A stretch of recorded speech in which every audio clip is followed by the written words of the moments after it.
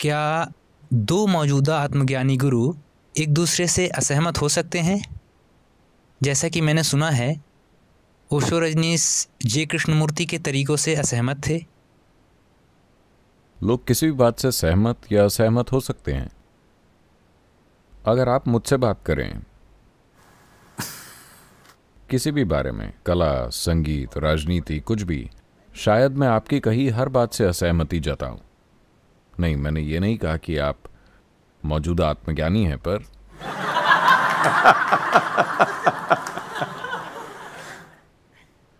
मैं किसी से भी असहमत हो सकता हूं। लेकिन अगर हम जीवन पर ध्यान दें तो सहमति या असहमति की कोई ज़रूरत ही नहीं है, क्योंकि ये जैसा है वैसा है। इस बारे में कोई सहमत या असहमत नहीं होता। लेकिन संस्कृति के बारे में, कपड़ों के बारे में, संगीत और कला के बारे में, राजनीति के बारे में हम कई मायनों में सहमत और असहमत हो सकते हैं, है ना? और जितना हम असहमत होते हैं उतना ही बेहतर है। हाँ, आया ना? अपने आसपास की चीज़ों में अगर आप असहमत हैं, यानी अगर आप खुश हैं और असहमत हैं, आप अगर एक दुखी व्यक्ति हैं, फिर आप असहमत होते हैं तो आप लड़ेंगे। अगर आपके दिमाग में थोड़ी समझ है तो असहमति चीज़ों को हमेशा बेहतरी की ओर ले जाती है ना? मान लीजिए कि आप और मैं असहमत हैं कि इसे कैसे रखा जाए, तो हम यहां बैठकर अगले 2 दिन तक बहस कर सकते हैं और फिर शायद कुछ वाकई सुंदर निकल कर आए। पर जैसे ही हम असहमत होते हैं, हमें गुस्सा आ जाता है, हम लड़ने लगते हैं। ऐसे लोग अलग हैं। तो अगर आप खुशी से असहमत होकर जीवन के सबसे छोटे पहलुओं पर भी बहस करते हैं, ये पूरी तरह ठीक है। There is no necessity that you have to agree with everybody. You don't have to. ऐसा कुछ जरूरी नहीं है कि आपको हर किसी से सहमत होना है, इसकी जरूरत नहीं, क्योंकि जब आसपास की भौतिक चीजों की बात आती है तो हम में से हर कोई इसे अलग तरह देखता है। इसीलिए इतनी विविधता में जीवन घटित हुआ, है ना?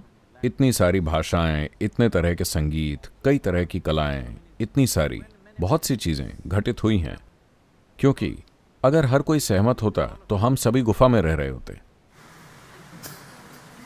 हम असहमत थे। शायद अगर आप एक गुफा मानव की बेटी होती,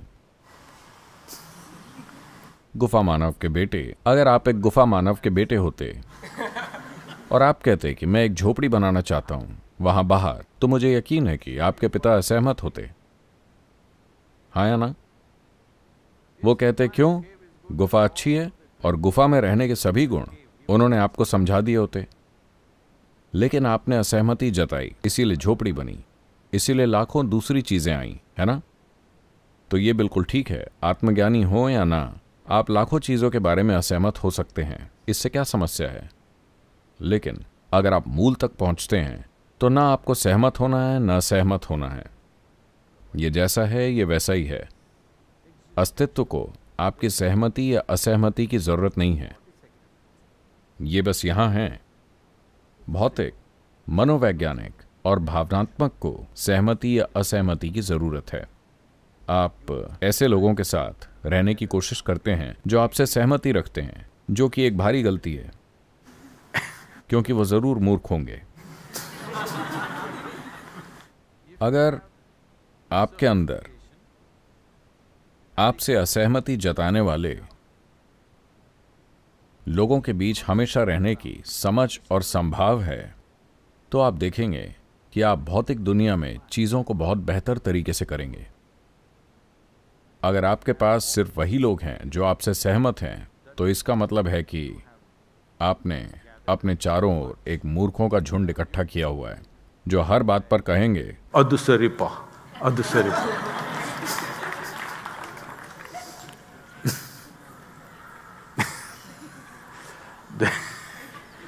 There are गांव में, हर गांव में शब्दों की कमी की वजह से मैं कह रहा हूं, गांव स्तर का रहस्यवादी हर गांव में एक होता है, और उसके साथ हमेशा एक असिस्टेंट रहेगा, एक चेला। वो जो भी कहे, चेला वहीं बैठा रहेगा और कहेगा Adusaripa.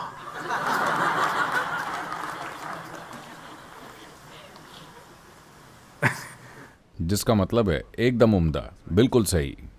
तो ये आदमी जो भी कहे, चेला बीच में कहता रहेगा अधसरिपा। तो अगर आप अपने आसपास अधसरिपा कहने वाले लोग इकट्ठा करना चाहते हैं तो इसका मतलब आपको एक गंभीर समस्या है। अगर आप दुनिया में कुछ करना चाहते हैं तो आपको ऐसे लोगों को चुनना चाहिए जो आपसे सहमत ना हो, जो आपसे असहमत होंगे, जो चीज़ों को जैसा आप देखते हैं उससे 1000 अलग तरीकों से देखेंगे। सिर्फ तभी चीज़ें होंगी, है ना? लेकिन अस्तित्व के मूल को न तो सहमति की ज़रूरत है और न ही असहमति की। यह आपकी सहमति या असहमति नहीं मांग रहा, आप बस इसमें विलीन हो सकते हैं। इसके बारे में कोई दो राय नहीं।